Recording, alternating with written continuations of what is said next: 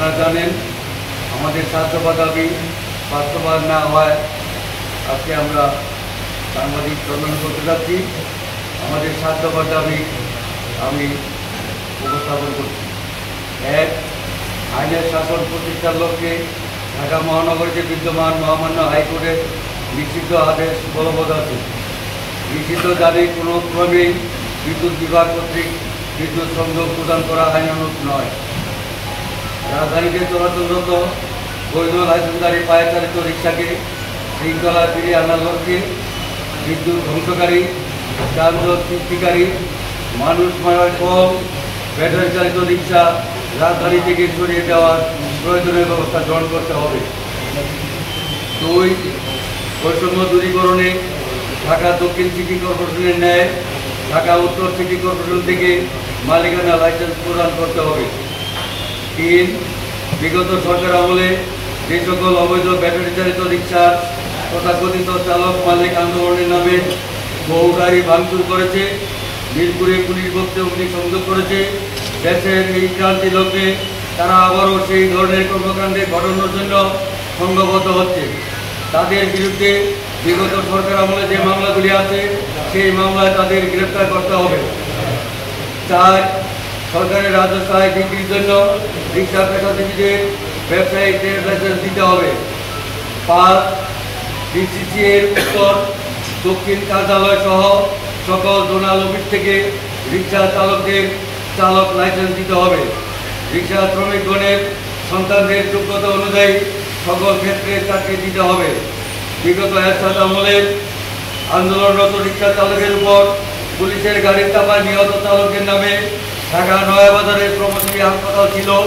বৈষম্যকারী সরকার ওর নাম পরিবর্তন করেছে। অবিলম্বে সেই হাসপাতালটি পূর্বের নামে নামকরণ করতে হবে। 6. রাজধানীতে ব্যাটারি চালিত রিক্সা যেহেতু মহামান্য হাইকোর্টের আদেশে নিষিদ্ধ এবং অবৈধ, তাই দেশের মূল্যবান সম্পদ বিদ্যুৎ সংযোগ দেওয়া ও অবৈধ। রাজধানীকে লোডশেডিং থেকে বাঁচানোর জন্য স্ব বিদ্যুৎ কোম্পানিগুলোর উদ্যোগে জরুরি ভিত্তিতে তদন্তপূর্বক